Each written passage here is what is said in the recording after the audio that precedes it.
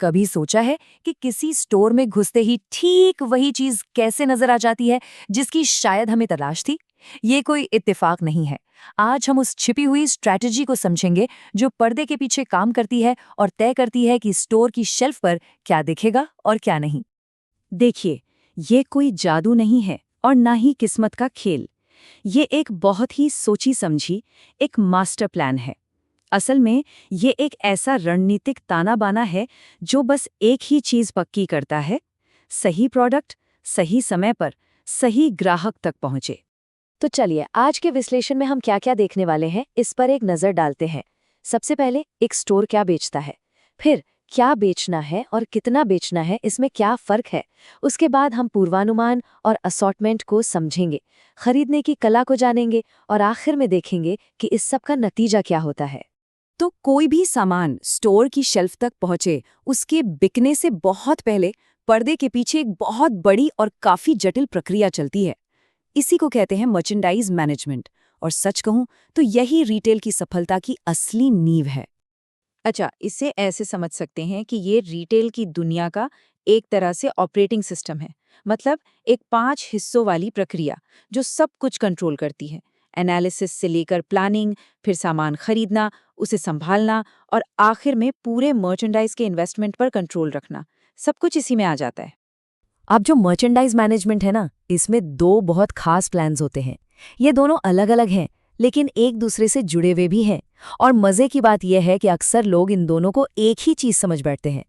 तो चलिए आज इन दोनों के बीच का फर्क एकदम साफ करते हैं।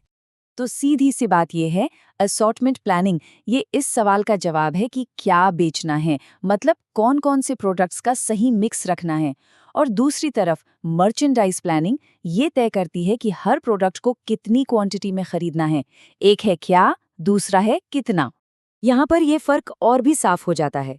देखिए, असॉर्टमेंट प्लानिंग का फोकस होता है प्रोडक्ट सिलेक्शन पर, ताकि कस्टमर्स को एक बढ़िया काम की वैरायटी मिले। वही मर्चेंडाइज प्लानिंग का सारा ध्यान क्वांटिटी पर होता है कि भाई कितना माल खरीदें ताकि इन्वेंट्री का लेवल एकदम सही बना रहे, न ज्यादा न कम। और जाहिर है दोनों के मकसद और काम करने का तरीका भी बिल्कुल अलग अलग है। तो सवाल ये है कि ये दोनों प्लान्स असल में काम कैसे करते हैं। चलिए देखते हैं कि ये दोनों मिलकर एक पूरा मास्टर प्लान कैसे तैयार करते हैं।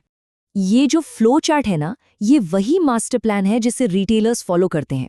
और जैसा कि हम देख सकते हैं, सारी कहानी शुरू होती है पहले दो सबसे जरूरी कदमों से। पहला, भविष्य में कितनी सेल्स होगी इसका अंदाजा लगाना, और दूसरा, उस अंदाजे के बेस पर एक असॉर्टमेंट प्लान तैयार करना। और देखिए, ये कोई हवा में तीर चलाना नहीं है। रिटेलर्स बाकायदा पिछला सेल्स डेटा, मार्केट में क्या चल रहा है और यहाँ तक कि देश की आर्थिक हालत कैसी है, इन सब का एनालिसिस करके डिमांड का अंदाजा लगाते हैं। जैसे मान लीजिए एक खिलौनों की दुकान है, तो वो छुट्टियों से पहले बोर्ड गेम्स का स्टॉक भर लेगी, क्योंकि उन्हें डेटा से पता है कि इस टाइम इनकी डिमांड एकदम से बढ़ जाएगी। तो सबसे पहले रिटेलर अपने असॉर्टमेंट की चौड़ाई यानी ब्रेथ तय करता है। इसका मतलब सीधा सा है कि वो कितनी अलग अलग तरह की प्रोडक्ट कैटेगरीज में डील करेगा। जैसे क्या वो सिर्फ कपड़े बेचेगा या फिर कपड़ों के साथ साथ जूते, बैग्स और एक्सेसरीज भी रखेगा। यही चौड़ाई है। चौड़ाई तय होने के बाद बारी आती है गहराई यानी डेप्थ की। मतलब अगर ये तय हो गया कि शर्ट्स बेचनी है, तो अब सवाल ये है कि उनमें कितनी वैरायटी देनी है, कितने अलग अलग साइज, कितने रंग, कितने ब्रांड्स। एक ही टी शर्ट का 10 अलग अलग रंगों में मिलना, ये गहराई का एक परफेक्ट उदाहरण है। और ये समझना बहुत जरूरी है कि ये सारा काम बस एक बार करके खत्म नहीं हो जाता। नहीं, ये पूरी प्रक्रिया लगातार चलती रहती है, नए ट्रेंड्स और ग्राहकों की पसंद के हिसाब से बदलती रहती है। जो ट्रेंड आज हिट है, क्या पता कल वो आउट ऑफ फैशन हो जाए। तो ठीक है, क्या बेचना है और कितना बेचना है, इसकी प्लानिंग तो हो गई। लेकिन अब इस प्लान को हकीकत में कौन बदलेगा? यहीं पर एंट्री होती है एक बहुत ही खास इंसान की, रिटेल बायर। बायर ही वो शख्स है जो कागज पर बने प्लान को स्टोर की शेल्फ पर रखे असली प्रोडक्ट में बदलता है। वो अपने कस्टमर्स को समझता है, सही प्रोडक्ट्स की पहचान करता है, उनकी क्वालिटी और कीमत को परखता है और फिर सप्लायर्स के साथ नेगोशिएट करके सबसे अच्छी डील लेकर आता है। उनकी नेगोशिएशन सीधे सीधे कंपनी के मुनाफे पर असर डालती है। तो अब सवाल आता है कि इतनी सारी माथापच्ची इतनी जटिल प्लानिंग आखिर क्यों? ये इतनी ज़रूरी क्यों है? जवाब सीधा है। इसका सीधा कनेक्शन बिजनेस के परफॉर्मेंस और उसके मुनाफे से है। जैसा कि ये एक्सपर्ट बताती हैं, सही प्लानिंग का सीधा असर कंपनी की आर्थिक सेहत पर पड़ता है। इन्होंने एक ओटीबी यानी ओपन टू बाय प्लान का जिक्र किया।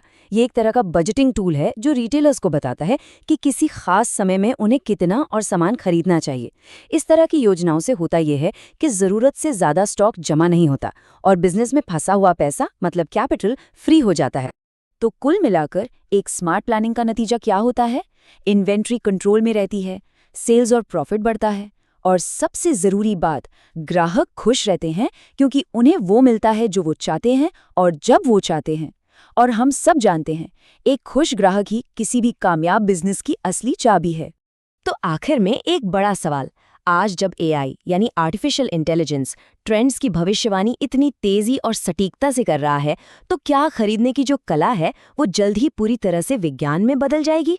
ये एक ऐसा सवाल है जो रिटेल के भविष्य को तय करेगा और ये देखना दिलचस्प होगा कि डेटा की ताकत और एक बेहतरीन बायर की समझ के बीच संतुलन कैसे बनता है।